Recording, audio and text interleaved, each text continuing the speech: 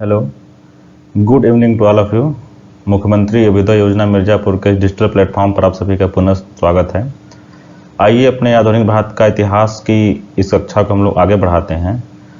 तो आज का हम लोग का टॉपिक है, मुख्य रूप से हमको देखना है भारतीय राष्ट्रीय कांग्रेस की स्थापना और उसके पहले प्रारंभिक राजनीतिक संस्थाएं, यानी इसके पहले कौन कौन सी संस्थाओं की स्थापना हुई जो क्षेत्रीय स्तर पर थी, वर्गीय स्तर पर कार्य कर रही थी, जिन्होंने कालांतर में एक अखिल भारतीय स्तर की संगठन की स्थापना में अपना योगदान दिया, या ये एक क्रमिक विकास के साधन के रूप में रहे जो आगे चल करके भारतीय राष्ट्रीय कांग्रेस में समाहित हो गए, या इनका अस्तित्व भारतीय राष्ट्रीय कांग्रेस की स्थापना के बाद लगभग समाप्त हो गया। तो आइए शुरू करते हैं, हम लोग देखते हैं आगे। देखो, अब इसके पहले हम लोग अपनी क्लास शुरू करें, थोड़ा सा फिर से कुछ बेसिक चीज़ों को हम लोग देख लेते हैं।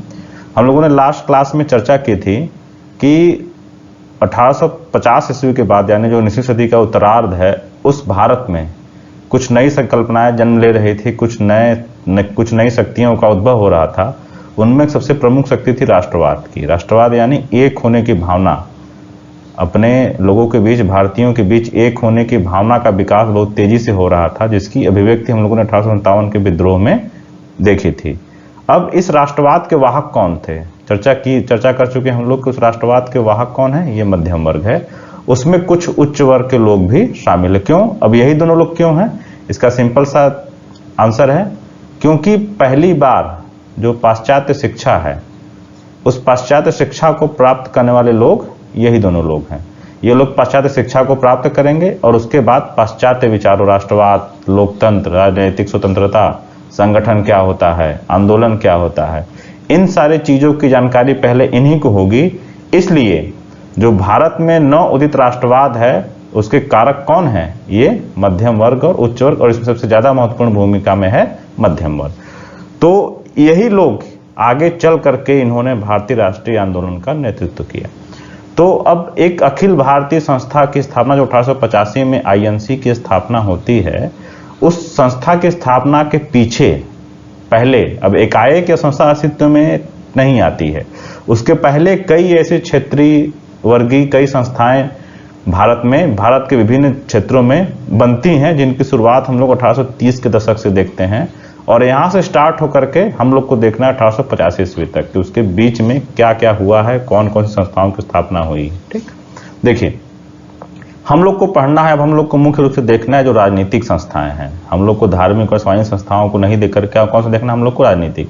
तो सबसे पहले हम लोग समझते हैं राजनीतिक से क्या मतलब है। राजनीतिक, देखिए, हम लोगों ने देखा था कि पॉलिटिकल साइंस में जो संकल्पना है, जो राज्य क्या है आपका, सरकार या राज्य क्या है? राज्य एक कानूनी संकल्पना होती है जो शासन से संबंधित होती है। तो इस राज्य के शासन, यानी इस राज्य या शासन की नीतियों, उसकी कार्यप्रणाली आदि से संबंधित जो चीजें होती हैं, यानी उन नीतियों को प्रभावित करना या उन नीतियों को चेंज करने के लिए प्रभाव डालना, उन नीतियों का विरोध करना, उन सब से संबंधित जो भी संगठन होते हैं या आंदोलन होते हैं, उसको हम लोग क्या संज्ञा देते हैं? राजनीतिक। सिंपल सा बस समझिए इस चीज को कि जो तत्कालीन राज्य है भारत में, जो ब्रिटिश सरकार है, उसकी नीतियों के, उसकी जो राजनीतिक नीतियां हैं, राजनीतिक मतलब शासन और प्रशासन, उसकी नीतियों को प्रभावित करना, उसकी नीतियों से जो आम जनता भारत की प्रभावित हुई है, उनकी समस्याओं को, उनकी शिकायतों को ब्रिटिश सरकार के समक्ष रखना, या भारतीयों के बीच ही पहले इस बात का प्रचार प्रसार करना कि इस ब्रिटिश राज्य से हमें क्या हो रही हैं, समस्याएं हो रही हैं।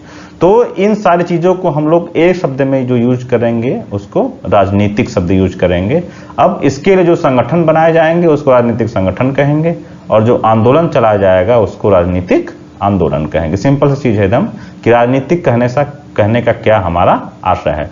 पहले तो हम क्या कर रहे हैं, अभी जो राजनीतिक संगठन बन रहे हैं, जो राजनीतिक आंदोलन हो रहे हैं, वो अभी जन शिकायतों को, जो जनता की शिकायतें हैं, जो जनता की समस्याएं हैं, उसको अभी पहले तो क्या है, पहले जन शिकायतों को ब्रिटिश सरकार के समक्ष पेश किया जाएगा, फिर उसमें सुझाव दिया जाएगा, पहले प्रार्थना पत्र के माध्यम से दिया जाएगा, फिर अपनी बात को उग्रता के साथ रखा जाएगा, और समय बीतने के साथ साथ हम केवल शिकायतों के समाधान या सुझाव पर ही फोकस नहीं करेंगे, बल्कि हम लोग क्या करेंगे, आगे जाकर के उस सरकार में अपनी भागीदारी बढ़ाने की बात करेंगे, चाहे सिविल सेवा के माध्यम से, चाहे विधान परिषदों के माध्यम से या विधानसभा में भागीदारी बढ़ाने की बात होगी।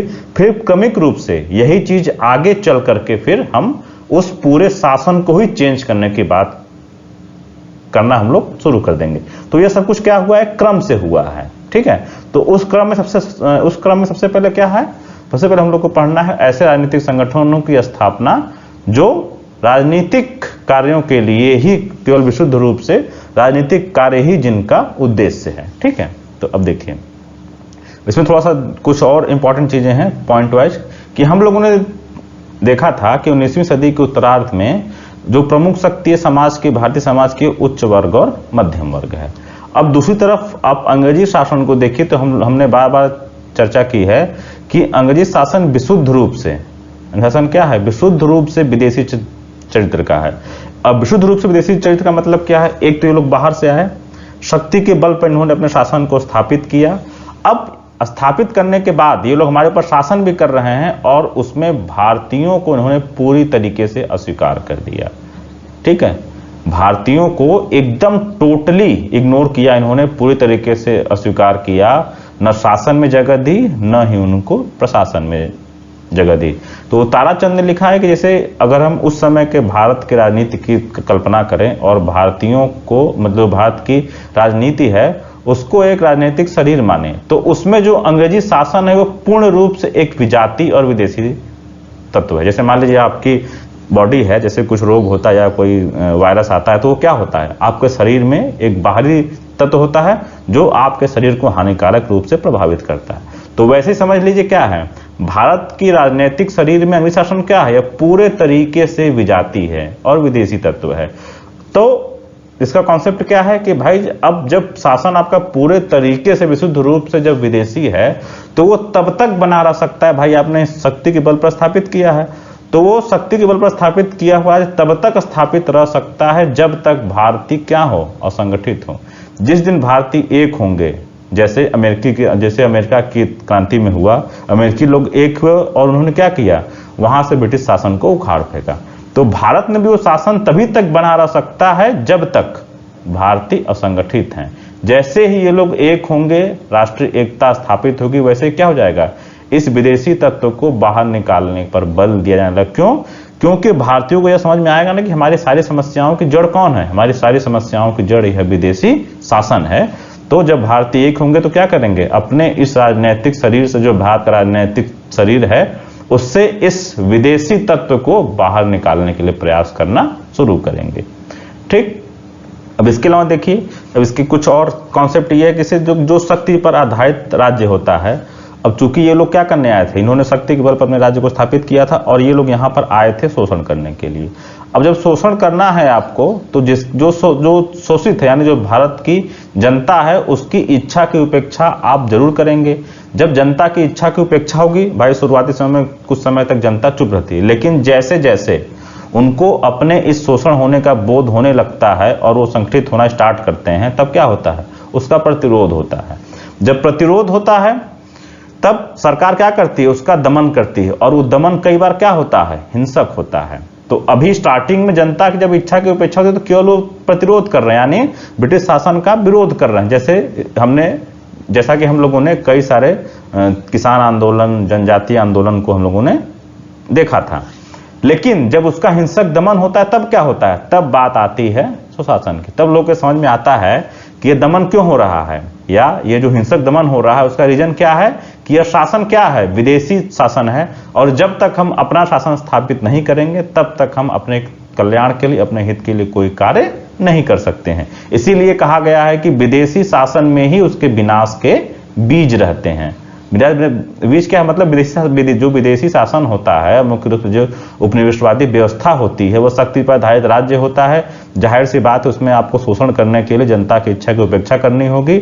जब उपेक्षा करेंगे तो प्रतिरोध होगा, और जब उस प्रतिरोध का हिंसक दमन होगा, मानी दमन होगा, और दमन जब कई बार हिंसक होगा तो उससे क्या होगा, जो शोषित जनता है उसके बीच एकता की भावना उत्पन्न होती है, वो लोग संगठित होते हैं और फिर अपने सुशासन के लिए मांग करना शुरू करते हैं और एक समय ऐसा आता है कि उस विदेशी शासन को उस देश को छोड़ करके जाना होता है। यही कॉन्सेप्ट है कि विदेशी शासन में ही उसके विनाश के बीच रहते हैं। तो ये थोड़े से पॉइंट की जो बेसिक कॉन्सेप्ट की चीजें हैं। अब इसके बाद से हम लोग की जो आगे क्लास आगे बढ़ेगी, अभी मुख्य रूप से फैक्चुअल है। क्यों? क्योंकि हम लोग को देखना है कई सारी संस्थाओं की स्थापना कब हुई है, किसने की है, उसका क्या उद्देश्य रहा है, किस क्षेत्र में रहा है वो, ठीक है। तो हम पहले ऐसे संस्थाओं की स्थापना को देखेंगे और उन संस्थाओं की स्थापना के बाद फिर हम लोग का लास्ट में कॉन्सेप्चुअल पॉइंट आता है कि कैसे ये सारी संस्थाएं मिल करके एक अखिल भारतीय कांग्रेस का रूप लेते हैं या कैसे एक अखिल भारतीय संस्था का निर्माण होता है।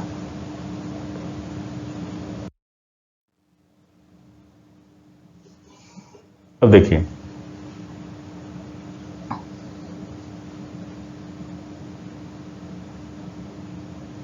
कहा जाता है, जो भारत के इतिहासकार हैं, जो इतिहासकार लोग हैं, उन लोग का मानना यह है कि भारत में राजनीतिक संस्थाओं की स्थापना हम लोग राजा राम मोहन राय के समय से ही देखने को मिलती है।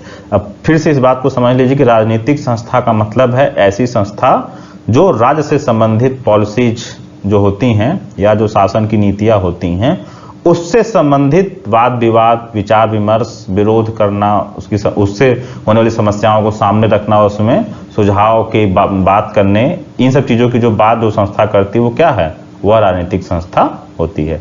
तो जैसा कि हम लोग सभी लोग जानते हैं कि राजा राम मोहन राय को आधुनिक भारत का पिता भी कहा जाता है। तो उससे कहने के एक रीजन यह भी है कि इन्हीं के समय से क्या होता है, आपका राजनीतिक संस्थाओं की स्थापना आपकी यहीं से शुरू होती है।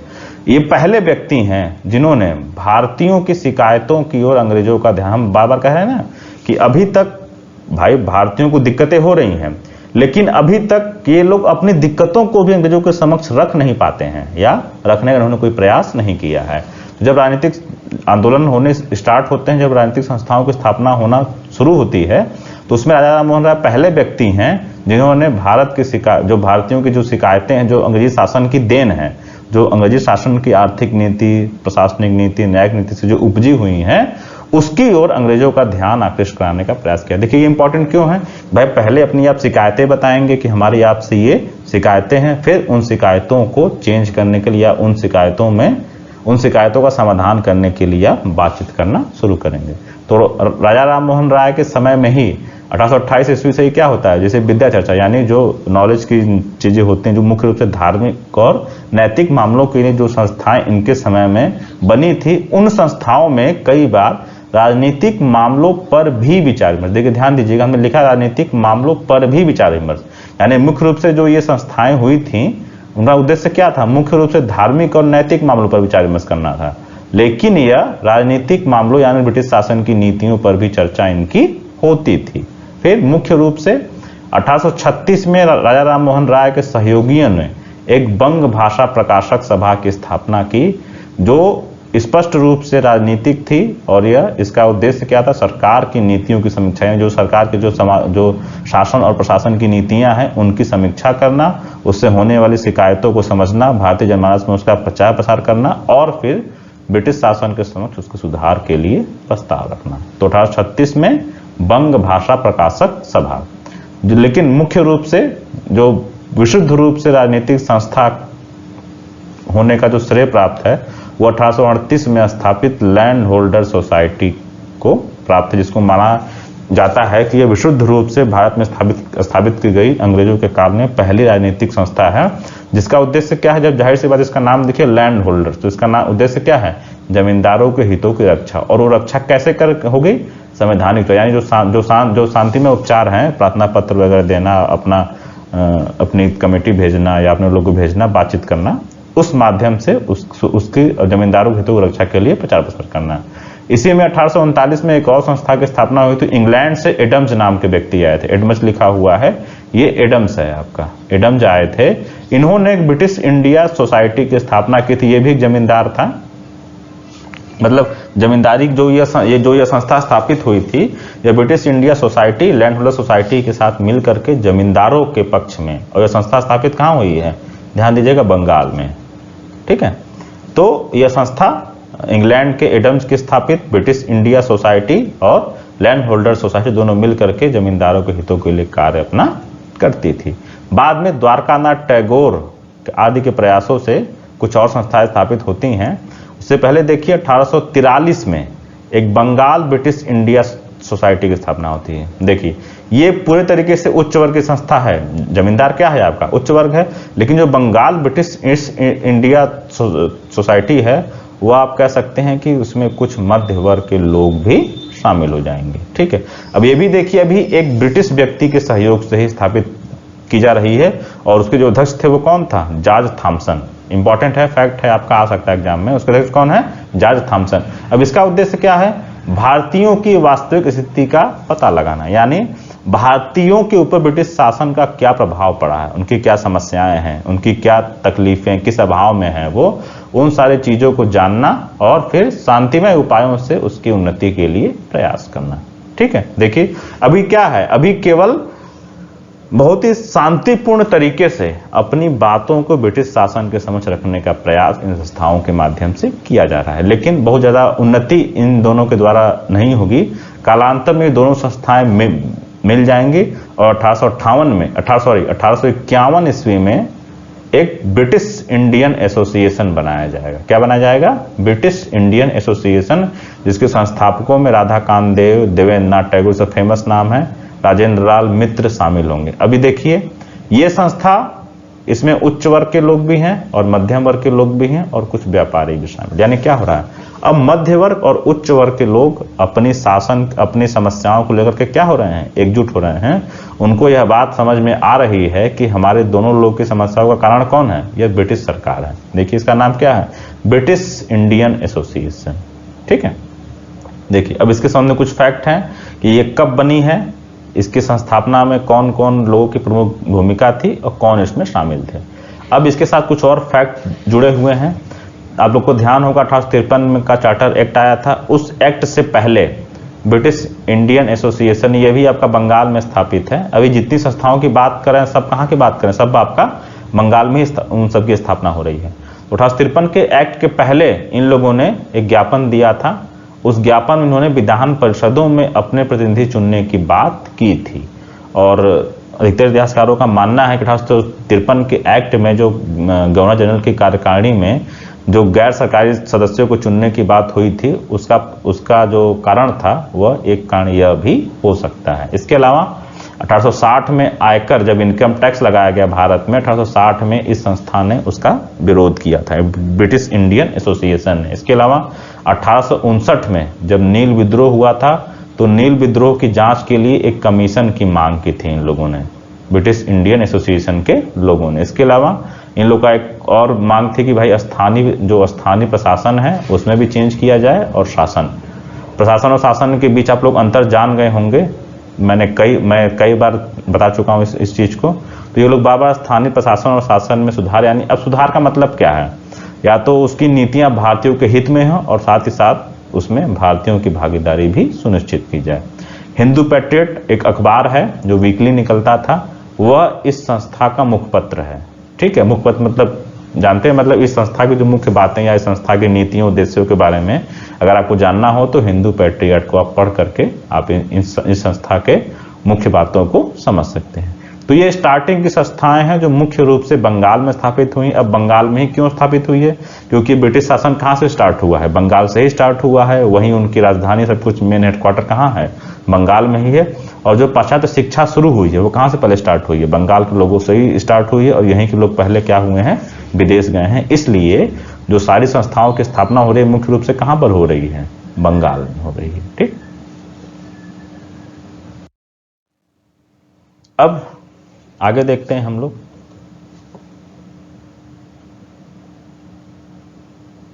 देखें, अब जब बंगाल में इस तरह की जो गतिविधि हो रही थी, यानी राजनीतिक रूप से संगठित होने की प्रक्रिया शुरू हो चुकी थी, यानी अपने राजनीतिक मांगों के लिए एकजुट होना, अपनी शिकायतों को ब्रिटिश सरकार के समक्ष प्रस्तुत करने की जो चीजें गतिविधि स्टार्ट हो गई थी, उसका प्रभाव भारत के दूसरे क्षेत्रों में भी होना शुरू हो गया था। बंबई में लोक हितवादी जो लोग जानते हैं कि लोकहितवादी किसको कहा जाता है वो लोग कमेंट बॉक्स में इनका वास्तविक नाम टाइप करें, फिर मैं आप लोग को बता रहा हूं। मुंबई में लोकहितवादी पहले व्यक्ति हैं जिन्होंने कहा कि भारत में एक संसद होना चाहिए जिसमें हर नगर और जिले से एक प्रतिनिधि शामिल होना चाहिए। एक फैक्ट है, मुंबई में एक व्यक्ति हैं गोपाल हरि देशमुख, जिनको लोकहितवादी के नाम से उनकी उपाधि है, उनको जाना जाता है। उन्होंने एक डिमांड की कि भारत में एक संसद होनी चाहिए और जिसमें हर नगर और जिले से एक प्रतिनिधि शामिल हो। अब ये भी देखिए क्या है आपका, ये भी एक तरीके की चीज है जो राजनीतिक है, यानी इसका जो मांग है वो क्या है, राजनीतिक मांग है।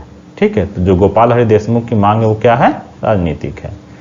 तो बंबई में है आपका, अब ध्यान दीजिएगा ये कहां पर है, बंबई में। फिर बंबई में 26 अगस्त 1852 को स्थापना होती है बंबई एसोसिएशन की। ध्यान दीजिएगा ये बंबई एसोसिएशन है, बंबई प्रेसिडेंसी एसोसिएशन बाद में स्थापित होगा आपका। ठीक है, अभी हम लोग मुख्य रूप से बात कर रहे हैं अभी तक 1857 के विद्रोह के पहले, या जब ब्रिटिश शासन अभी कंपनी के हाथ में है, अभी ब्रिटिश संसद और ब्रिटेन के महारानी के पास अभी वो शासन नहीं है, तब की बात कर रहे हैं। तो 1852 में एक बंबई एसोसिएशन की स्थापना होती है और उसके संस्थापकों में जगन्नाथ शंकर सेठ हैं, दादा भाई नौरोजी इंपॉर्टेंट है, इनका नाम सब लोग जानते हैं, इनको द ग्रैंड ओल्ड मैन भी कहा जाता है।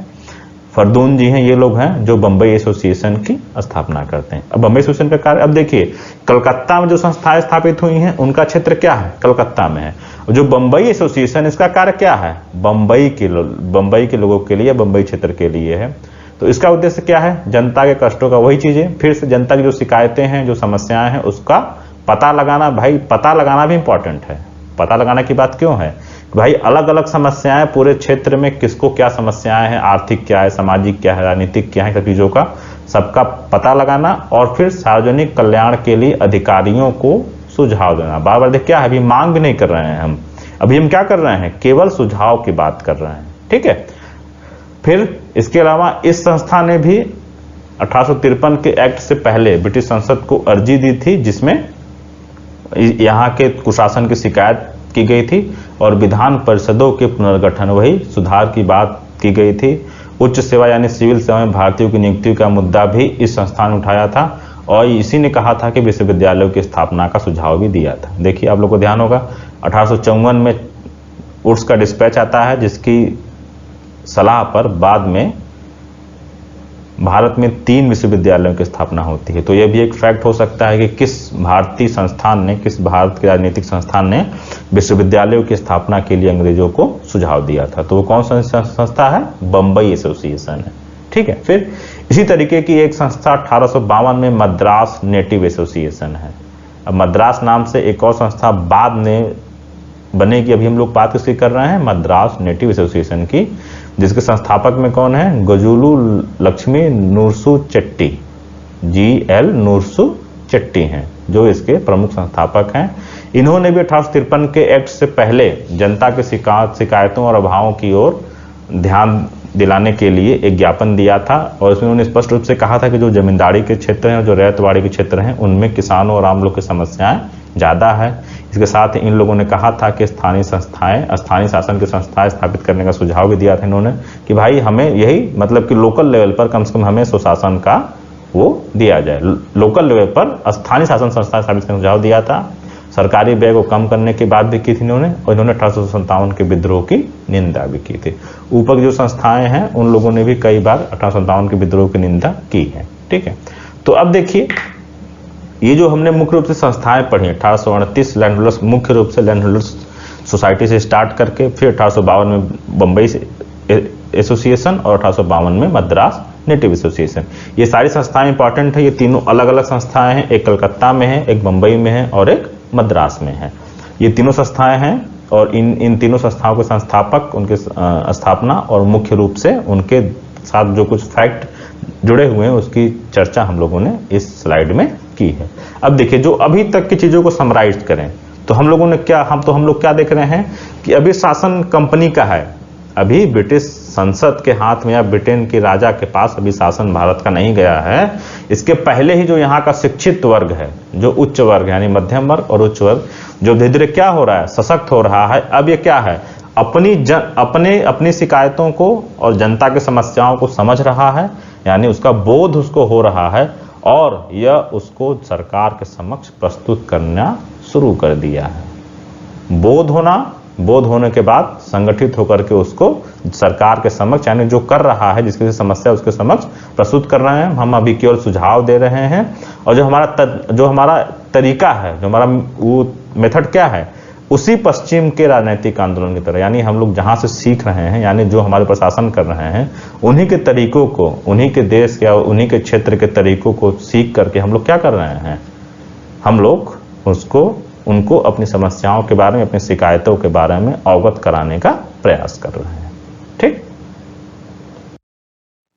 आइए अब हम लोग देखते हैं और कुछ जो महत्वपूर्ण संस्थाएं हैं जो भारतीय राष्ट्रीय कांग्रेस की स्थापना के पहले स्थापित हुई हैं और जिनका योगदान है अखिल भारतीय संस्था के निर्माण में। देखिए, एक संस्था स्थापित होती है ईस्ट इंडिया एसोसिएशन 1 दिसंबर 1866 को। यह संस्था स्थापित, ध्यान दीजिए कहाँ स्थापित हो रही है, लंदन में, और यह स्थापित हो रही दादा भाई नौरोजी द्वारा। अब जब लंदन में दादा भाई नौरोजी एक ईस्ट इंडिया एसोसिएशन की स्थापना कर रहे हैं तो उसका उद्देश्य जाहिर सी बात है लंदन में ही सीमित होगा, यानी लंदन को लेकर के ही होगा। तो इसका उद्देश्य क्या है, ब्रिटिश संसद के समक्ष और ब्रिटिश जनमत के समक्ष भारत की समस्याओं को रखना। यानी जो भारतीयों की समस्याएं हैं, भाई लोगों को लग रहा है कि यहाँ हम अपनी बात कह रहे हैं और ये जो वायसराय लोग हैं या जो गवर्नर जनरल लोग हैं, यहाँ के जो अधिकारी हमारी बात को नहीं सुन रहे हैं। तो इन लोगों को लग रहा है कि जो ये लोग गवर्न कहाँ से होते हैं, ब्रिटेन से गवर्न होते हैं, ब्रिटेन की संसद से गवर्न होते हैं। वहाँ की जनमत का, वहाँ पे लोकतंत्र है, जनमत का प्रभाव होता है वहाँ के शासन पर। तो दादा भाई नौरोजी ने क्या किया, एक प्रयास किया कि हम ब्रिटेन में जाकर के ब्रिटिश संसद के समक्ष अपनी समस्याओं को हम रखें और ब्रिटिश जनमत को भारतीयों की समस्याओं से अवगत कराएं। वो लोग अच्छे लोग हैं, हमारी समस्याओं को समझेंगे और जो यहाँ की उनकी सरकार है उसको वो लोग चेंज करने के लिए प्रयास करेंगे। तो ये इंपॉर्टेंट है, लंदन में है ये ईस्ट इंडिया एसोसिएशन। अब 1869 में इसकी एक संस्था बंबई में शाखा खोली गई जिसके अध्यक्ष जमशेद जी और सचिव फिरोज शाह मेहता थे। फैक्ट है कि ईस्ट इंडिया एसोसिएशन की एक शाखा यहाँ पर भी खोली गई, कलकत्ता में भी शाखा खोलने का प्रयास किया गया था। इसके बाद एक इंपॉर्टेंट संस्था है पूना सार्वजनिक सभा, जिसकी स्थापना हुई है 1870। पूना नाम से स्पष्ट है यह संस्था कहाँ की है, बम्बई में है, बम्बई प्रेसिडेंसी में है। कुछ बड़े नाम जुड़े हुए हैं, जस्टिस MG रानाडे, गणेश वासुदेव जोशी। अब देखिए ये लोग हैं इसमें, इन लोगों ने इसकी स्थापना की। अब देखिए जो सामाजिक आधार है, जो अभी तक जो संस्थाएं स्थापित हो रही थी 1858 के विद्रोह के पहले तक, और अब जो 1858 के बाद, यानी हम कहाँ आ गए, 1860 और 70 के दशक में चल रहे हैं। तो अब देखिए उसमें जमींदार तो हैं ही भाई, उच्च वर्ग के लोग हैं, वकील हैं, अध्यापक हैं, डॉक्टर हैं, व्यापारी है, बैंक, यानी क्या हम लोग देख रहे हैं, जो सामाजिक आधार है इन संस्थाओं का वो क्या हो रहा है, व्यापक। यानी जो मध्य वर्ग की संख्या है वो क्या हो रही है, बढ़ रही है।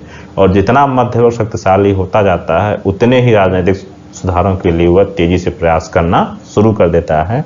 हम लोगों ने देखा था कि यूरोप में जितने भी बड़े बड़े राजनीतिक परिवर्तन हुए हैं, जो आंदोलन हुए हैं, जो क्रांतियां हुई हैं, उसमें मध्य वर्ग की बहुत बड़ी भूमिका थी। मध्य वर्ग जब पुनर्जागरण की शुरुआत हो रही तो मध्य वर्ग की संख्या कम है, तो पुनर्जागरण की जब शुरुआत हो रही है वहां पे उस समय जब संख्या कम है तो वो अपनी बात कह रहे हैं और अपनी बात को सही सिद्ध करने के लिए अतीत का सहारा ले रहे हैं। लेकिन 100, 200, 300 साल बीतते बीते जब उनकी संख्या में वृद्धि हो जाएगी और जब वो सशक्त हो जाएंगे, जब प्रबोधन का समय आएगा, तो वो अपनी बात कहेंगे और अपनी बात को कह करके वो क्या देंगे, लॉजिक देते हैं। फिर और आगे जब हम लोग जाते हैं तब वो जिस राजा के साथ उस मध्य वर्ग ने सहयोग किया था, अब वो क्या करते हैं, उसी राजा के खिलाफ अपने अधिकारों के लिए, समानता के लिए, स्वतंत्रता के लिए संघर्ष करना शुरू कर देते हैं। तो सिंपल चीज है कि मध्य वर्ग जैसे जैसे सशक्त होता जाता है वैसे वैसे राजनीतिक सुधारों की प्रक्रिया तेज होने लगती है। उसकी जो डिमांड होती है उसके लिए जो सरकार पर दबाव होता है वो क्या होता है, तेज होने लगता है। तो हम लोग क्या देख रहे हैं कि 1870 तक आते थे, क्या है, पूना सार्वजनिक सभा में जो मध्य वर्ग है उसकी संख्या क्वांटिटेटिव और क्वालिटेटिव दोनों मामलों में काफी बढ़ जाती है। अब ये संस्था स्थापित हुई, इसका उद्देश्य क्या था, वही चीजें हैं, भारतीय समस्याएं, जो ब्रिटिश शासन की उपज है, भारतीय समस्याएं, उसकी ओर सरकार का ध्यान आकृष्ट कराना, महारानी को राजनीतिक रियायत के लिए अर्जी देना। फिर वही बात है, अभी हम प्रार्थना पत्र और पिटीशन वगैरह ही देंगे। महारानी को क्यों दे रहे हैं अब हम? क्योंकि शासन किसके नाम से चला जा रहा है? ब्रिटेन की महारानी के नाम से। भाई हम लोग प्रजा किसके हो गए थे? ब्रिटेन की महारानी के। तो इसलिए हम अपनी अर्जी सबसे हाईएस्ट आदमी मतलब कौन हो गया? ब्रिटेन की महारानी हो गई। तो हम लोग क्या कर रहे हैं? ब्रिटेन की महारानी को पिटीशन दे रहे हैं कि भाई हमें भी कुछ जो राजनीतिक रियायतें, शासन और प्रशासन में हमारी भागीदारी दीजिए। यह पहली संस्था है जिसने ब्रिटिश संसद में प्रत्यक्ष भारतीय प्रतिनिधित्व की मांग की। भाई जब आप कह रहे हैं कि जो भारत के लोग हैं, जो भारत की जनता है, ब्रिटिश शासन की, जो ब्रिटेन की महारानी की प्रजा है, तो जैसे ब्रिटेन में लोगों को प्रतिनिधित्व मिलता है, वो लोग अपने लिए चुनते हैं अपने प्रतिनिधियों को, तो वैसे ही संस्था ने कहा कि भाई भारत के लोगों को भी, यानी भारत का भी प्रतिनिधित्व ब्रिटेन की संसद में होना चाहिए। तो ये पहली संस्था है जो इस तरह के प्रतिनिधित्व की बात कर रही है, यानी भारतीयों के लिए ब्रिटिश संसद में प्रतिनिधित्व की बात ये कर रही है। 1885 में इसी संस्था के कुछ लोग हैं, फिरोज शाह मेहता, केटी तेलंग और बदरुद्दीन तैयब जी, इन्होंने क्या किया, जैसे इस संस्था का उद्देश्य राजनीतिक भी था और सामाजिक वगैरह भी था, इन्होंने क्या किया कि नियमित रूप से राजनीतिक कार्य करने के लिए एक अलग संस्था बनाई, बम्बई प्रेसिडेंसी एसोसिएशन। ठीक है। इसके अलावा पूना सार्वजनिक सभा का बाद में जो नेतृत्व होगा वो तिलक के हाथों में चला जाएगा। जब हम लोग आगे पढ़ेंगे उदारवादी युग और उग्रवाद का उदय, तो हम लोग इसको फिर से डिटेल में देखेंगे। अभी सिंपल सी चीज आप लोग समझिए कि पूना सार्वजनिक सभा एक महत्वपूर्ण संस्था है। इसके साथ एक फैक्ट और जुड़ा हुआ कि जब 1877 ईस्वी में दिल्ली दरबार का आयोजन ब्रिटेन के द्वारा किया जा रहा था, तो उसने जिन जिन लोगों को इसमें निमंत्रण दिया था, भेजा था कि भाई आप लोग दिल्ली दरबार में शामिल होइए, उन सभी लोगों को पूना सार्वजनिक सभा ने पत्र लिखा था और कहा था कि आप लोग इस मंच का उपयोग अपने देश की, अपनी राष्ट्रीय समस्याओं को सामने लाने के लिए या राष्ट्रीय हित के लिए इस मंच का उपयोग कीजिए।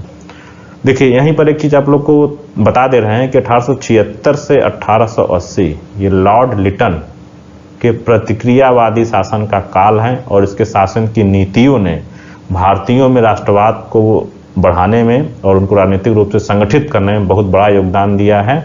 इस समय कुछ जो महत्वपूर्ण घटनाएं हैं, 1877 का दिल्ली दरबार होता है जो 1876 के रॉयल टाइटल एक्ट, राज उपाधि अधिनियम की देन है, जिसमें उस दिल्ली दरबार का उद्देश्य केवल एक ही था, 1 जनवरी 1877 को, कि हमें क्या करना है। उसने एक दिल्ली दरबार का आयोजन किया जिसमें ब्रिटेन की महारानी को पूरे भारत के राजाओं का सर्वोच्च स्वीकार किया गया, यानी उसको दिखाने के लिए दिल्ली दरबार का आयोजन। जबकि उसी समय भारत में अकाल पड़ा था और लोग क्या हो रहे थे, भूखों मर रहे थे, और उसने दिल्ली दरबार के ऊपर बेतहाशा पैसा व्यय किया। इसी के ऊपर उस समय के समाचार पत्रों ने लिखा था कि रोम जल रहा था और नीरो बंसी बजा रहा था। इसके अलावा 1878 का वर्नाकुलर प्रेस एक्ट, 1878 में ही शस्त्र अधिनियम, उस अधिनियम के माध्यम से भारतीयों को शस्त्र रखने पर पाबंदी लगाई गई थी और लाइसेंस लेने के लिए कहा गया था। 1878 का वर्नाकुलर प्रेस एक्ट, देसी भाषाओं पर सेंसरशिप थी। ये जो देसी भाषा के समाचार पत्र हैं वह राजद्रोह, मतलब ब्रिटिश शासन के खिलाफ, ब्रिटिश राज्य के खिलाफ कोई ऐसी बातें, उसकी आलोचना वगैरह करने पर रोक लगाई गई थी उनको। ठीक है। इसके अलावा 1879 में इसी के समय में सूती कपड़ों के आयात पर से कर पूरी तरीके से हटा दिया गया था, जिसका बहुत व्यापक विरोध हुआ था। तो ये कई सारी नीतियां हैं जिसने क्या किया है, भारतीयों को संगठित होने के लिए और एक होने के लिए, अपनी समस्याओं को एक रूप में प्रस्तुत करने के लिए बहुत ज्यादा प्रेरित किया है। ठीक, ये अलग से हमने बता दिया क्योंकि अभी चर्चा बाद में फिर आएगी बाद में। अब देखिए इसी समय मद्रास में एक हिंदू अखबार की स्थापना होती है 1878 ईस्वी में। इंपॉर्टेंट है ये बहुत, वहाँ के मतलब आम जनता के एक कह सकते हैं मुखपत्र का मतलब क्या होता है, मुखपत्र का मतलब होता है कि उस जो जनता जो कुछ भी कहना चाहती है अपने मुखपत्र के माध्यम से कहती है। तो हिंदू की द हिंदू जो अखबार है उसकी स्थापना होती है। इसी के समर्थक थे जो मतलब जो इसके संस्थापक वगैरह में भी शामिल थे और चलाते थे, उनमें एम.वी. राघवाचारी, पी. आनंद चार्लू, सुब्रमण्यम अय्यर ये लोग थे, जिन्होंने कालांतर में 1884 में मद्रास प्रेसिडेंसी एसोसिएशन की स्थापना की थी। एक हम लोगों ने मद्रास नेटिव एसोसिएशन देखा था, ये संस्था कौन सी है, मद्रास प्रेसिडेंसी एसोसिएशन, जिसका प्रांतीय सम्मेलन भी 84 में हुआ था। अब भाई जाहिर सी बात है क्षेत्रीय संगठन है, लेकिन इसके जो मुद्दे हैं वो क्या है, परिषद में सुधार, यानी जो विधान परिषद है उसमें सुधार की बात की इसने, सिविल सेवा और सैनिक खर्च। जैसे उस समय क्या होता था जो भारत के सिविल सेवक होते थे उनको पूरे विश्व में सबसे ज़्यादा हाईएस्ट पेड थे, वो सबसे ज़्यादा सैलरी भारत के सिविल सेवकों को मिलती थी। तो ज़्यादा वेतन देने के लिए और जो सैनिक खर्च होता था उसकी इसने आलोचना की। इसके अलावा इसने सेपरेशन ऑफ पावर यानी न्यायिक कार्य और राजस्व कार्यों को अलग करने की बात भी थी। इन सब चीज़ों को लेकर के इसने क्या किया था, विज्ञापन दिया था। तो एक सिंपल सी फैक्ट है आपका ये 1884 में मद्रास प्रेसिडेंसी एसोसिएशन की स्थापना और उसके प्रमुख कुछ कार्य। ठीक है, अब आइए देखते हैं इसी तरीके की एक और संस्था इंपॉर्टेंट है। 1875 में अमृत बाजार पत्रिका एक समाचार पत्र था जिसके संस्थापक जो संपादक थे वो शिशिर कुमार घोष थे। शिशिर कुमार घोष ने कलकत्ता में इंडिया लीग की स्थापना की। अब जो इंडिया लीग का उद्देश्य देखिए क्या है, लोगों में राष्ट्रवाद की भावना का प्रसार करना और उन्हें राजनीतिक रूप से शिक्षित करना, यानी राजनीतिक रूप से उनको जागरूक करना, यानी राजनीतिक संस्था है। यही इंडिया लीग एक्सपैंड होकर के बाद में क्या बन जाती है, इंडियन एसोसिएशन। ये बहुत इंपॉर्टेंट संस्था के और इसके साथ जो नाम जुड़ा हुआ है सुरेंद्रनाथ बनर्जी और आनंद मोहन बोस का है। इंपॉर्टेंट संस्था है, इसकी स्थापना जुलाई 1876 में होती है। ठीक है, ये इंपॉर्टेंट क्यों है, क्योंकि इंडियन एसोसिएशन की बहुत बड़ी भूमिका है एक अखिल भारतीय स्तर के संगठन की बात करने, उसके लिए प्रयास करने, उसके जो एक अखिल भारतीय संगठन होना चाहिए, इस तरह की जो बात होती है वो पहली बार इंडियन एसोसिएशन के माध्यम से, इंडियन एसोसिएशन और सुरेंद्रनाथ बनर्जी के प्रयासों से ही जनमानस में फैलती है। ठीक है, तो इसकी स्थापना कब हुई, जुलाई 1876 में सुरेंद्रनाथ बनर्जी और आनंद मोहन बोस के द्वारा। अब इसका भी उद्देश्य देखिए क्या है, जनसाधारण में जनमत का विरोध करना, जनसाधारण में जनमत का एक पब्लिक ओपिनियन, ब्रिटिश सरकार के खिलाफ जो मुद्दे हैं इंडियन लोगों के, जो उनकी समस्याएं हैं उनको भारतीय जनसाधारण में उसका विस्तार करना और एक होने के लिए प्रेरित करना, वही भारतीयों को एक करना, सिविल सेवा के भारतीयकरण की बात करना। देखिए लिटन की नीतियों का विरोध हमने बताया था पहले भी ना, जो कई सारी चीज़ें थी उसमें लिटन का एक कार्य और था कि इसने सिविल सेवा में जाने के लिए भारतीयों के लिए उम्र जो है 21 वर्ष से कम करके 19 वर्ष, ताकि और कम से कम भारतीय सिविल सेवा में शामिल हो सकें। इस सिविल सेवा इस उम्र कम करने के का बहुत ही व्यापक स्तर पर विरोध किया गया था इंडियन एसोसिएशन के द्वारा। ठीक है, सिविल सेवा में उसको लेकर के इसी संबंध में और अन्य सारे लिटन की नीतियों के विरोध में सुरेंद्रनाथ बनर्जी ने क्या किया था, भारत के कई सारे नगरों का दौरा किया था। उन्होंने उन नगरों में इंडियन एसोसिएशन के शाखाओं को खोलने का प्रयास किया था। ठीक है, अब देखिए यहाँ तक हम लोगों ने देखा भी मेजर संस्थाएं हैं वो मुख्य रूप से हम लोग देखेंगे वो क्षेत्रीय हैं और वर्गीय हैं। उसमें एक क्षेत्र के लिए जैसे बम्बई एसोसिएशन बॉम्बे प्रेसिडेंसी के लिए है, बॉम्बे प्रेसिडेंसी एसोसिएशन है। इसी तरीके से आपका मद्रास नेटिव एसोसिएशन है या मद्रास प्रेसिडेंसी एसोसिएशन, वो क्या है आपका मद्रास के क्षेत्र के लिए, बंगाल का बंगाल के लिए, लैंड होल्डर्स एक वर्गीय ही थे, जमींदारों के लिए है, मध्यम वर्ग के लिए अलग संस्था है। तो इस तरीके से अलग अलग संस्थाएं बनी हुई हैं जो क्षेत्रीय हैं और वर्गीय हैं। लेकिन कुछ ऐसी संस्थाएं हैं जिन्होंने अखिल भारतीय संस्था की ओर जाने के लिए प्रयास करना शुरू किया। तो उसमें सबसे इंपॉर्टेंट नाम कौन सा है, ईस्ट इंडिया एसोसिएशन, जो लंदन में स्थापित हुई थी दादा भाई नौरोजी द्वारा। ईस्ट इंडिया एसोसिएशन ने अपनी शाखाओं को भारत में बॉम्बे में, कलकत्ता में और मद्रास में खोलने के लिए प्रयास किया था, लेकिन वो सफल केवल बॉम्बे में ही हो पाए थे। इन्होंने अपने प्रतिनिधि मंडल वगैरह भेजे थे लेकिन बहुत ज़्यादा सफल ये नहीं हुए। इसके अलावा पूना सार्वजनिक सभा एक इंपॉर्टेंट संस्था हमने पहले ही बताया, इसने भी प्रयास किया था, जिन्होंने कलकत्ता में अपने प्रतिनिधि मंडल को भी भेजा था। तो हम लोग क्या देख रहे हैं कि इस समय क्या हो रहा है आपका, कम से कम यह बात तो चल रही है, यह बात उठ रही है कि क्या होना चाहिए हमारे पास, एक अखिल भारतीय संस्थान होना चाहिए। यानी जो हम अलग क्षेत्रीय संस्थान बनाए हैं, जो हम लोगों ने क्षेत्रीय और वर्गीय संगठनों का निर्माण किया है, उससे काम नहीं होने वाला है। क्योंकि समस्याएं क्या है और इन समस्याओं का रीजन क्या है, वह एक बड़े लेवल पर है, वो अखिल भारतीय स्तर पर। जैसे जब 1879 में सूती कपड़े पर आयात कर हटाया जाएगा तो ये पूरे भारत के लिए होगा ना। तो इससे पूरे भारत के जो मैन्युफैक्चरर्स हैं, जो उस समय के जो भी उद्योग सीमित स्तर पर ही विकसित हुए थे, जो मजदूर हैं, उससे सारे भारत के लोगों को कष्ट होगा उसमें ना। जो समस्या हो गई इस प्रावधान से, या जो सिविल सेवकों की सेवा जो सिविल सेवा में प्रवेश की उम्र 21 वर्ष से घटा करके 19 वर्ष, जब 19 वर्ष हो रहे तो वो क्या है, वो सारे भारतीयों के लिए है। तो कई सारे ऐसे पॉइंट आ रहे हैं जहां लोगों को समझ में आ रहा है कि हमें स्थानीय स्तर पर अलग अलग विरोध जो हम लोग कर रहे हैं, यदि सम्मिलित होकर के और एक रूप होकर के, यानी एक होकर के अगर प्रयास हम लोग स्टार्ट करें तो हो सकता है कि हमारी शिकायतों को, हमारी समस्याओं को यह ब्रिटिश सरकार सुनने के लिए बाध्य हो। और यह चीजें स्पष्ट, यह और ज्यादा स्पष्ट कब होता है? जब 1883 का इल्बर्ट बिल का विवाद आता है। इल्बर्ट बिल का विवाद क्या है?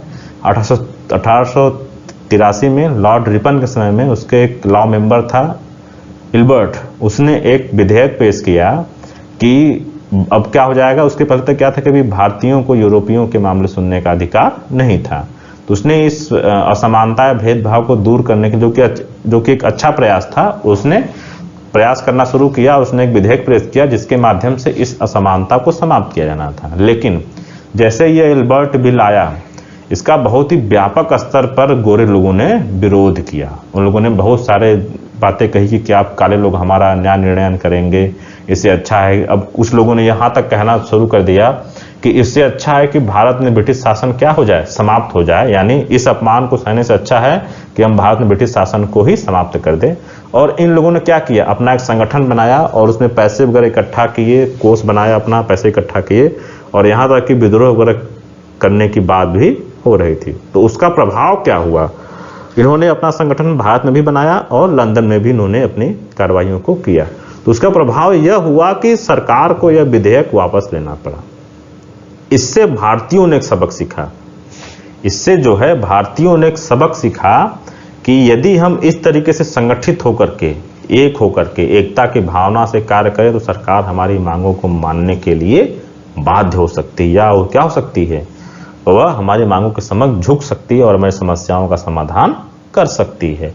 अब देखिए हुआ क्या, जब इल्बर्ट बिल का विवाद चल रहा था तो भारतीयों ने बहुत ही व्यापक स्तर पर सपोर्ट किया था। किसको सपोर्ट किया था? सरकार को। क्यों सपोर्ट किया?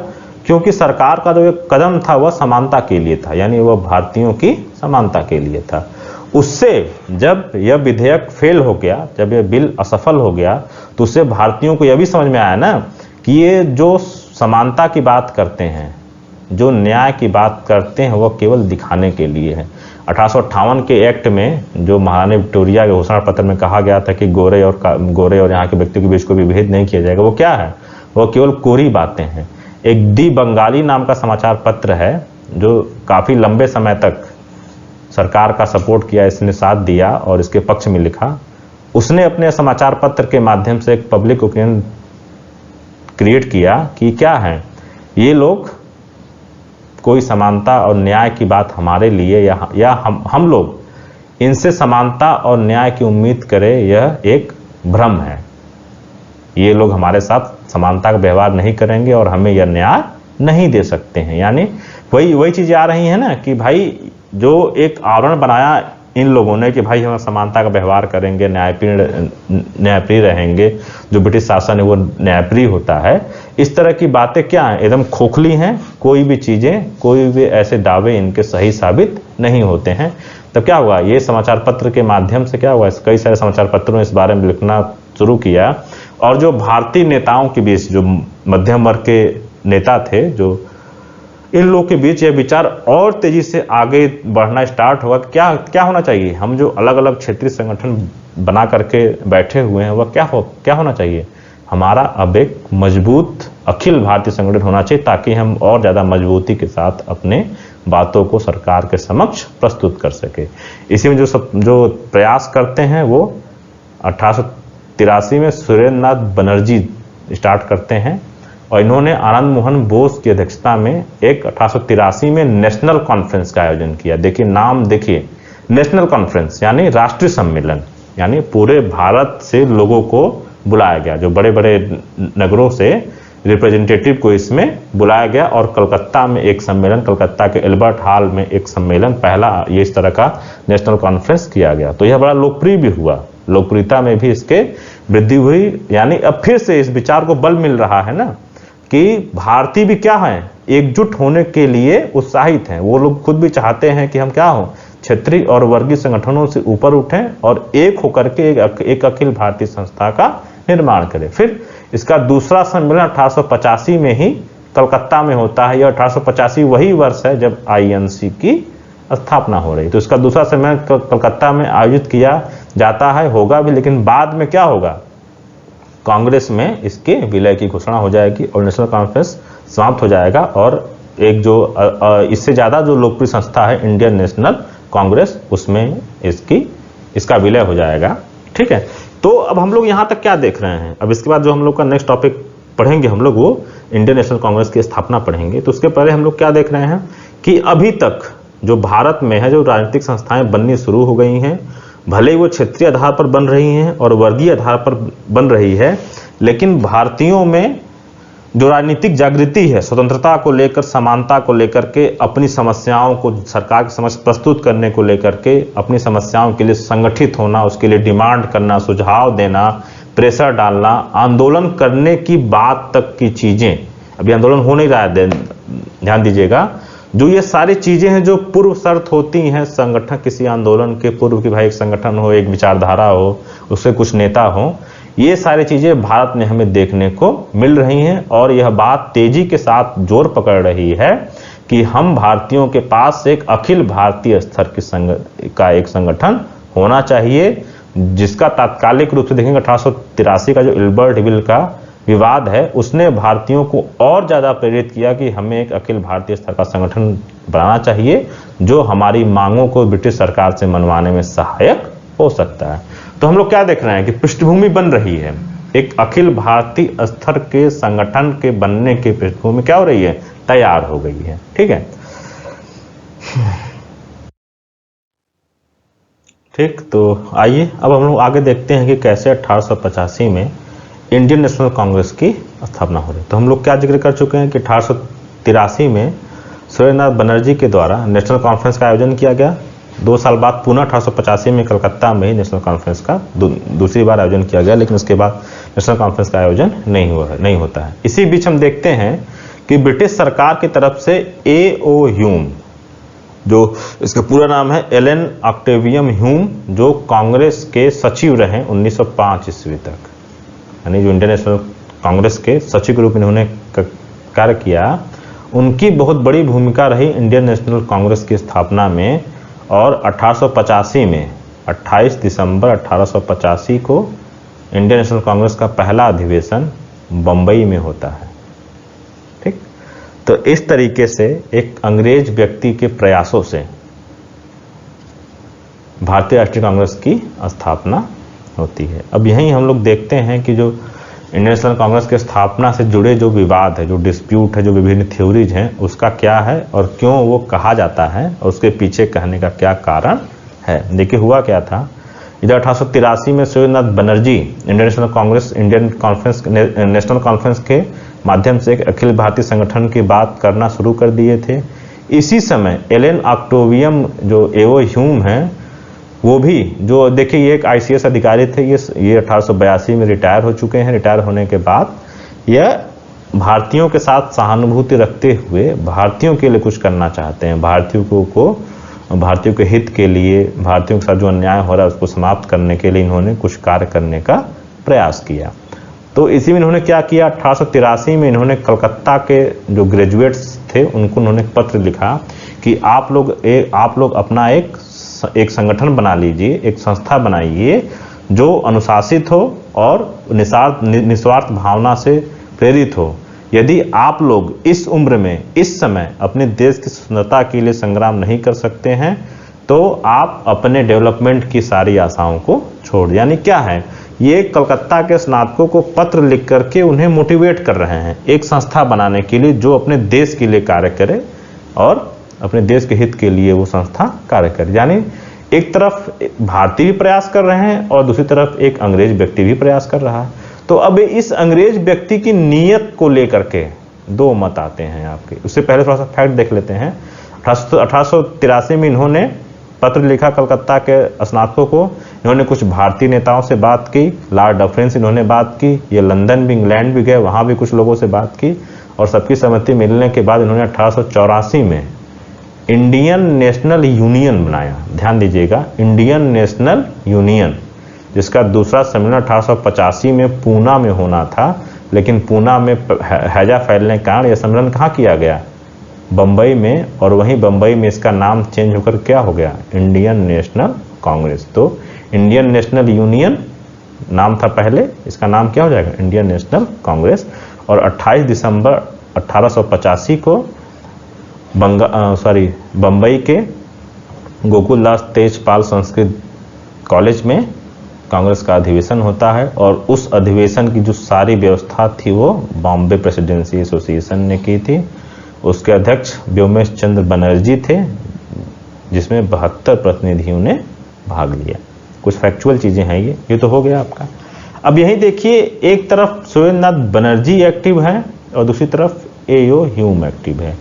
इसी में जो एक थ्योरी आती है सेफ्टी वाल्व का सिद्धांत या सुरक्षा कपाट का सिद्धांत, सुरक्षा वाल्व का सिद्धांत आता है कांग्रेस की स्थापना के संदर्भ में। सुरक्षा वाल्व का सिद्धांत क्या है, सबसे पहले आप लोग जानते होंगे सेफ्टी वाल्व क्या होता है। जैसे जो कुकर होता है, कुकर में जो सीटी लगी होती है, यदि कुकर में सीटी न लगी हो, या आप लोगों ने कई बार अखबार वगैरह में पढ़ा होगा कि कुकर की सीटी खराब होने के कारण क्या होता है, कुकर फट जाता है।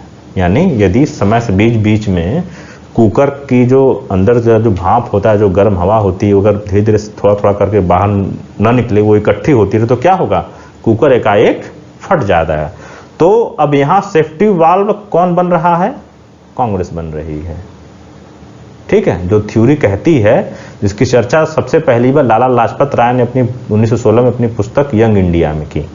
सेफ्टी वाल्व सिद्धांत की जो चर्चा की है, उन्होंने किसने किया, लाला लाजपत राय ने कहा कि भाई जो कांग्रेस की स्थापना हुई है वो एक सेफ्टी वाल्व के सिद्धांत पर अंग्रेजी प्रयासों से हुई है। क्या है, अब उस समय जो इस सिद्धांत के समर्थक हैं, उनका मानना यह है कि एओ ह्यूम को यह जानकारी हो रही थी, या वो इस बात को समझ रहा था कि लिटन की दमनकारी नीतियों और अन्य कार्यों से, जो इसके पहले भी जो 1857 के विद्रोह के बाद से भी इतना बड़ा विद्रोह हो गया था, लेकिन ब्रिटिश शासन की जो मूल चरित्र था, जो उसकी साम्राज्यवादी नीति थी, जो भारतीयों के अस्वीकार की नीति थी, उनको जलील करना, अपमानित करना, जो आर्थिक नीतियां हैं या जो प्रशासनिक नीतियां हैं, उससे भारतीय जनमानस अंदर ही अंदर लगातार उबल रहा था। यानी वो क्या हो रहा था, उग्र हो रहा था। और एओ ह्यूम को कुछ ऐसी रिपोर्ट मिली थी कि भारतीय जनता भी मान चुकी है कि हमारी स्थिति में कोई परिवर्तन होने वाला नहीं है, हमें कुछ क्या होगा, करना होगा। उसी समय 1860 ईस्वी में 59-60 में नील विद्रोह होता है। सबसे इंपॉर्टेंट 1878-79 में, 1870 के दशक में दक्कन में दंगे होते हैं। वो डेट हमको लगा 1879 नहीं है, अब मैं उसको फिर से बाद में क्लियर कर दूंगा। 1870 के दशक में दक्कन में बहुत सारे दंगे होते हैं। तो उन दंगों से भी ये लोग काफ़ी चिंतित होते हैं, और इनको लगता है कि जो ब्रिटिश शासन के खिलाफ भारतीयों का विद्रोह है वह उग्र हो सकता है। और जैसे 1776 में अमेरिका में क्रांति हुई और भारतीयों को वहाँ से अंग्रेजों को वहाँ से निकाल दिया गया, वैसे ही एक हिंसक क्रांति भारत में भी हो सकती है। क्यों? क्योंकि भारतीयों और अंग्रेजों के बीच कम्युनिकेशन का कोई माध्यम नहीं है, कोई मीडियम नहीं है जिससे भारतीय अपनी बातों को अंग्रेजों के समक्ष, यानी जो भारतीयों का जो असंतोष है, जो भारत के लोगों का, जो भारत रूपी जो कुकर, उसमें जो भारत के लोगों का असंतोष है, वो क्या हो रहा है, लगातार बढ़ता जा रहा है। और यदि इस असंतोष की निकास की व्यवस्था नहीं की जाएगी तो यह कुकर क्या होगा, फट जाएगा, यानी भारत में विद्रोह हो जाएगा और ब्रिटिश शासन यहाँ से समाप्त हो जाएगा। तो जो सेफ्टी वाल्व के सिद्धांत के समर्थक वे मानते हैं कि यहीं पर एक कांग्रेस रूपी, इंडियन नेशनल कांग्रेस रूपी सेफ्टी वाल्व बनाया गया, ताकि भारतीय अपनी मांगों को भारतीय ब्रिटिश सरकार के समक्ष रख करके अपनी समस्याओं को बता करके कम से कम संतुष्ट हो जाए थोड़ा बहुत कि हाँ, हमने अपनी समस्याओं को बता दिया, उनको कुछ समय दिया है, अब वो क्या करेंगे, अब वो हमारी बातों को सुनेंगे और उसका समाधान करेंगे। तो ये है आपका सेफ्टी वाल्व का सिद्धांत। अब एक दूसरी थ्योरी है गोपाल कृष्ण गोखले का त्वरित चालक सिद्धांत है, जो इसके काउंटर में है। ठीक है, और देखिए आज इस समय अनुसंधानों से यह सिद्ध भी हो गया है, यह प्रमाणित है कि दोनों चीजें हैं कि एओ ह्यूम जो है एक आदर्शवादी व्यक्ति थे, वह भारतीयों के साथ सहानुभूति भी रखते थे और भारतीयों के कल्याण के लिए भी कार्य करना चाहते थे। वो चाहते थे कि भारतीयों और ब्रिटिश का संबंध न्यायपूर्ण रहे, जो उनका सामाजिक मतलब हर क्षेत्र में जो अन्यायपूर्ण संबंध भारतीयों के साथ हुआ उसमें थोड़ी बहुत कमी आए और भारतीयों के हित के लिए भी कार्य किया जाए। लेकिन इसके पीछे जो उनका उद्देश्य वो क्या है? वो उद्देश्य ये है ताकि ब्रिटिश शासन पूरे तरीके से समाप्त न हो जाए। यानी ब्रिटिश साम्राज्य की सुरक्षा का भाव ईओ ह्यूम के मन में है और उन्होंने इस संस्था की स्थापना करने में अपनी भूमिका इसीलिए निभाई ताकि ब्रिटिश साम्राज्य की सुरक्षा के लिए एक ऐसे ही असंतोष को निकालने के लिए एक संस्था की स्थापना हो जाए। अब देखिए इसमें कई सारी चीजें हैं जो देखिए, अब जो सेफ्टी वाल्व का सिद्धांत है वो कब आ रहा है? 1916 में आ रहा है, बाद में आ रहा है। ध्यान दीजिएगा इस चीज को, तुरंत नहीं आ रहा है कि भाई लोगों ने लोग समझ गए हैं। तो बाद में लोगों ने क्या किया भाई, जो उग्रवादी दल के लोग थे, जो गर्मपंथ के लोग थे, उन्होंने जो उदारवादी दल, जो नरमपंथ के लोग थे, उनकी आलोचना करने के लिए सेफ्टी वाल्व के सिद्धांत का यूज किया है। ध्यान दीजिएगा इस चीज को। तो कांग्रेस का बहुत सारा जो मूल्यांकन है उसकी स्थापना के संबंध में या उसकी नीतियों के संबंध में, वह उसके बाद में होने वाले इतिहास, उसके द्वारा मांगी जाने वाली मांगे, इन सब चीजों से डिसाइड हुआ है। ठीक है, तो जैसे जैसे आगे बढ़ेंगे आप लोग को ये सारी चीजें और ज्यादा क्लियर होती जाएंगी। तो देखिए इसी सेफ्टी वाल्व के काउंटर में गोपाल कृष्ण गोखले ने एक त्वरित चालक सिद्धांत दिया। ये कहते हैं कि भाई चलिए ठीक है, हम मान रहे हैं कि ईओ ह्यूम ने सेफ्टी वाल्व के रूप में इसका यूज किया। अब गोपाल कृष्ण गोखले कहते हैं कि एक बात बताइए, यदि कोई भारतीय ऐसी अखिल भारतीय संस्था या संगठन के निर्माण का प्रयास करता और बनाता, तो क्या संभव है कि वह संस्थान जीवित रह पाता या वह सरकार के दमन का शिकार न होता? ध्यान दीजिएगा, सरकार किसी न किसी बहाने से, भाई राज्य पावरफुल है, उसके पास सब कुछ है, वह किसी न किसी बहाने से ऐसे किसी भी संस्थान का दमन करने में सक्षम थी। समझ रहे बात को? मतलब यदि कोई संस्था किसी भारतीय द्वारा ऐसा बनाया जाता तो हो सकता है कि वह इतना विकास या इतना लोकप्रिय या इस तरीके से जो उसने आगे कार्य किया, भाई जैसे आप कोई पेड़ लगाते हैं, बीज लगाते हैं, तो शुरुआत में आप उसको घेरते हैं, उसकी सुरक्षा करते हैं, उसको पानी वगैरह देते हैं, उसको जो मतलब जो छोटे में जो समस्याएं, भाई जब पेड़ स्वयं सक्षम नहीं है उसको जरूरत होती है सहयोग की, सहायता की होती है। और अभी वो सहायता कौन कर सकता है? अंग्रेज। और सबसे बड़ी समस्या भी कौन हो सकता है? वही अंग्रेज लोग। तो यदि वो चाहते, यदि ऐसी कोई संस्था किसी भारतीय द्वारा बनाई जाती तो हो सकता है कि शुरुआती समय में ही उसका पूरे तरीके से धीरे धीरे कर क्या होता, उसका दमन कर दिया जाता है। यही गोखले ने क्या, चलिए मानिए कि हम लोगों ने, भाई ईओ ह्यूम ने उसको सेफ्टी वाल्व के रूप में किया था, तो क्या जो उनके साथ भारतीय नेता थे, आप ये बताइए, जो उनके साथ भारतीय नेता थे, मान लीजिए ईओ ह्यूम तो एक साम्राज्यवादी थे, एक साम्राज्यवादी प्रशासक के रूप में थे, लेकिन जो उनके साथ नेता थे, क्या उनकी नीयत में आपको कोई शक है?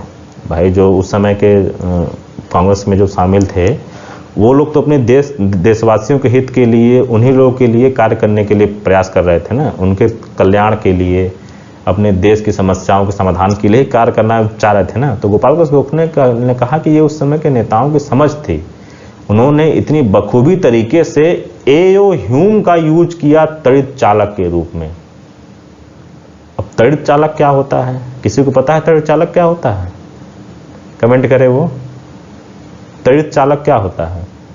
ये साइंस का क्वेश्चन है आपका, साइंस में मतलब यह आपके साइंस सेक्शन में आता है, तो इसकी थ्योरी आपको पता होनी चाहिए कि त्वरित चालक क्या होता है। जल्दी कमेंट कीजिए आप लोग, जिसको भी पता हो। चलिए, त्वरित चालक क्या होता है? आप लोग देखते होंगे जब मकान बनता है तो मकान के सबसे ऊपर लोहे की कोई चीज बनाई जाती है, जैसे त्रिशूल रूप में या कुछ भी ऐसा, ऊपर लोहे का कुछ बनाया जाता है और वो अंदर ही अंदर जमीन में आकर के जुड़ा होता है। इसका यूज क्या होता है? जो आसमानी बिजली चमकती है, कड़कती है, यदि वो उस घर पे गिरती है तो उस, भाई लोहा कंडक्टर होता है विद्युत का, तो इस पर गिर करके वह मकान को क्षति न पहुंचा करके सीधे इसके माध्यम से जमीन में चली जाती है। तो यही क्या है आपका त्वरित चालक है, यानी बिजली गिरी और इस त्वरित चालक ने उसको संभाल लिया, उसकी वजह से आपके घर को कोई नुकसान नहीं पहुंचा। तो गोखले ने कहा कि ईओ ह्यूम क्या है? हमारे लिए वही त्वरित चालक है। इसने क्या किया है? शुरुआती समय में इंडियन नेशनल कांग्रेस को अंग्रेजों यानी जो ब्रिटिश शासन है उसके आक्रमण से बचाया। भाई एओ ह्यूम के होने से अंग्रेजों को यह विश्वास था ना कि भाई यह संस्था क्या होगी, यह ब्रिटिश साम्राज्य की सुरक्षा के लिए ही कार्य करेगी या हमारे विरोध में कार्य नहीं करेगी। यदि कोई हो सकता है ब्रिटिश उसमें शामिल ना होता तो स्टार्टिंग में ही क्या होता, इंडियन नेशनल कांग्रेस का दमन कर दिया जाता। तो यही है दो सिद्धांत, सेफ्टी वाल्व का सिद्धांत और त्वरित चालक सिद्धांत।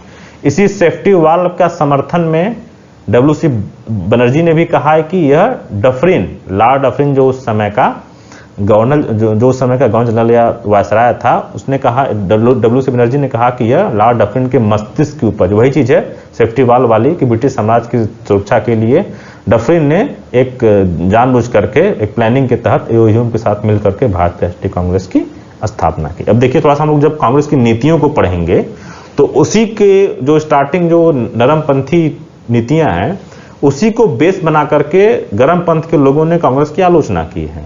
ठीक है, तो ये चीजें जो सेफ्टी वाल्व की थ्योरी है ये और ज्यादा स्पष्ट होगी जब हम लोग उसकी नीतियों के बारे में पढ़ना शुरू करेंगे।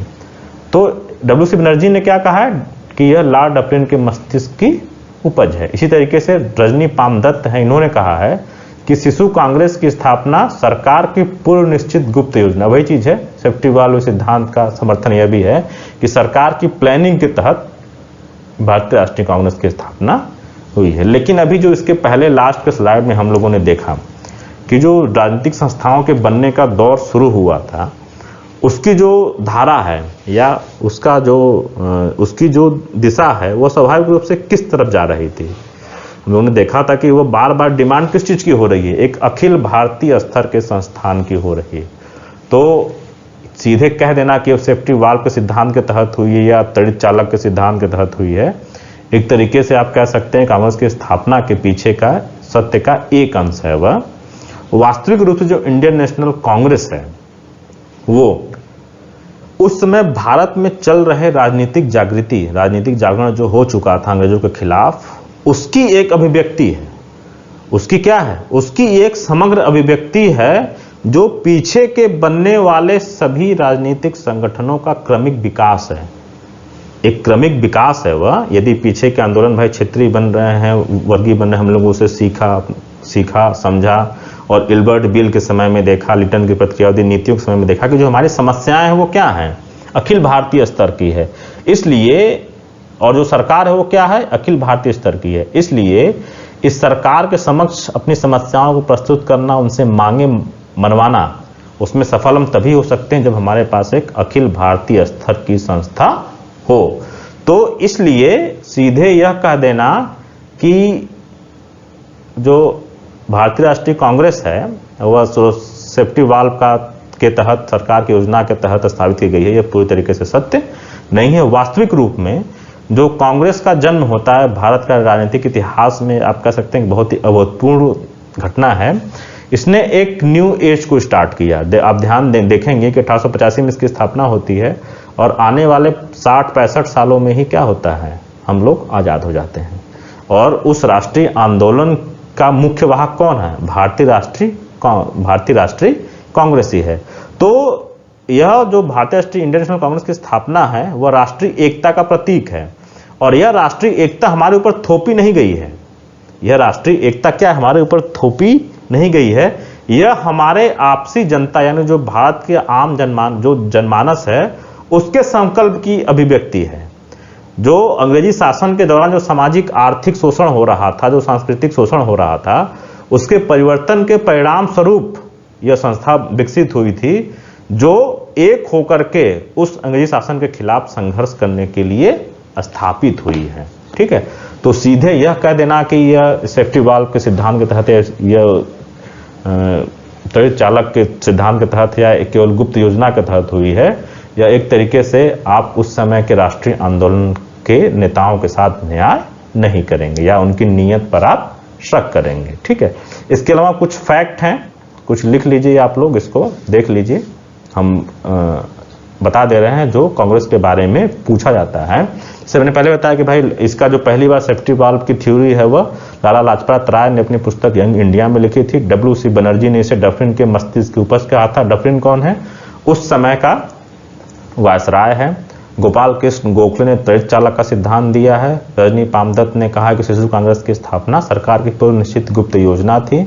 इसके अलावा श्रीमती एनी बेसेंट ने अपनी जो उनकी रचना है now India fought for freedom, उसमें लिखा है कि राष्ट्रीय कांग्रेस का जन्म मातृभूमि की रक्षा हेतु 70 प्रमुख भारतीयों और ह्यूम के द्वारा हुआ, मातृभूमि की रक्षा हेतु। इसके अलावा अनिल सील एक इतिहासकार हैं जिन्होंने निहित इसे कांग्रेस को निहित स्वार्थों का षड्यंत्र कहा। अब देखिए यहीं से आपको मैं हिंट कर रहे हैं एक कि कांग्रेस की स्थापना को लेकर अलग अलग विचार है कि नहीं है आपका।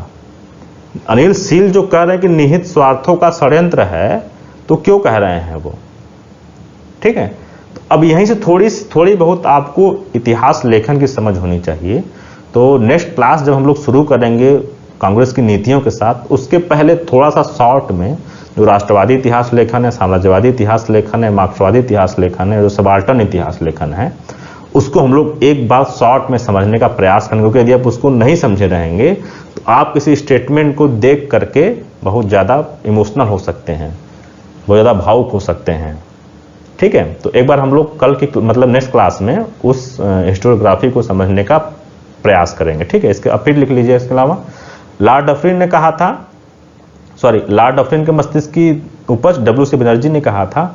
डफरिन ने अपने समय में इसे कहा था कि यह जनता के एक अल्पसंख्यक वर्ग का प्रतिनिधित्व करती है। स्टेटमेंट है, या कभी कभी आता है, ठीक है। बंकिम चंद्र चटर्जी ने कहा था कि कांग्रेस के लोग पदों के भूखे हैं। बंकिम चंद्र चटर्जी ने कहा था कि कांग्रेस के लोग क्या हैं? पदों के भूखे हैं। देखिए हम बोल दे रहे हैं थोड़ा सा।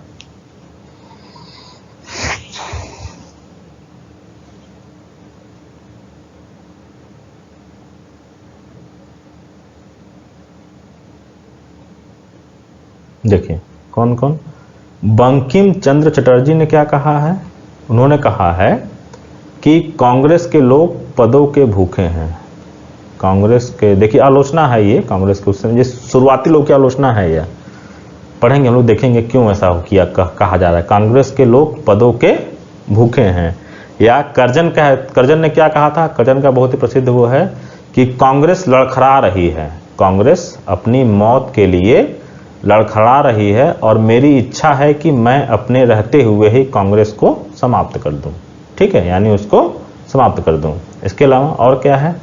तिलक ने कहा था, देखिए तिलक भी क्या है आपके गर्मपंथ के नेता है, इन्होंने भी आलोचना की है कि यदि हम वर्ष में एक बार मेढक की तरह टर्राएं तो हमें कुछ हासिल नहीं होगा।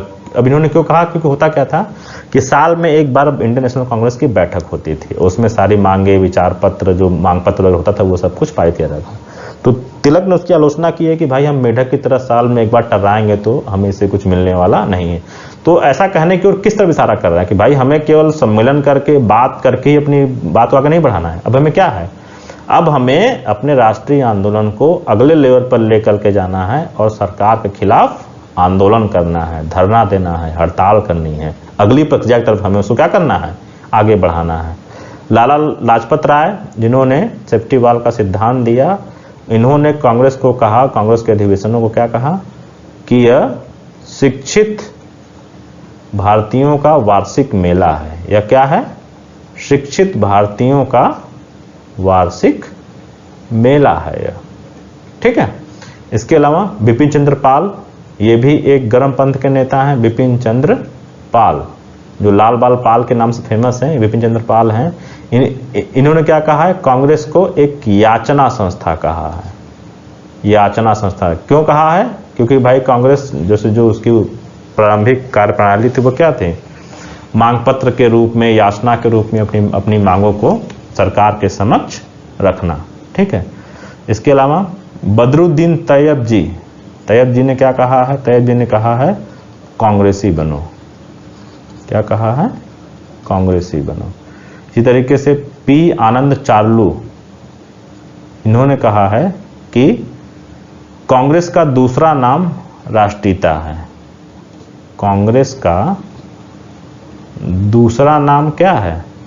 राष्ट्रीयता, नेशनलिज्म। यानी जो इंडियन नेशनलिज्म को कौन रिप्रेजेंट कर रहा था उस समय? कांग्रेस कर रही थी। ठीक है, तो ये मुख्य मुख्य स्टेटमेंट हैं जो कांग्रेस के लिए कहे गए हैं।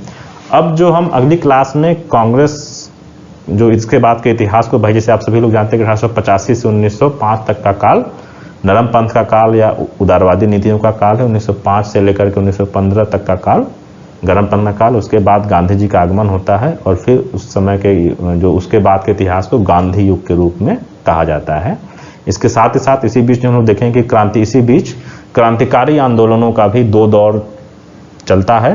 क्रांतिकारी राष्ट्रवादियों का फर्स्ट फेज और क्रांतिकारी राष्ट्रवादियों का सेकंड फेज। तो इन सब चीज़ों के साथ हम लोग अब कल की मतलब नेक्स्ट क्लास में आगे बढ़ेंगे। और नेक्स्ट क्लास में आगे बढ़ने से पहले हम लोग थोड़ा सा हिस्टोग्राफी पर भी चर्चा अपनी जरूर करेंगे। ठीक है, तो आज हम लोग का ये टॉपिक यहाँ पर समाप्त होता है कि कांग्रेस की पूर्ववर्ती संस्थाएं, उनकी स्थापना और कैसे उनका क्रमिक विकास हो करके एक अखिल भारतीय संस्था के रूप में कांग्रेस की स्थापना होती है। ठीक है, थैंक यू।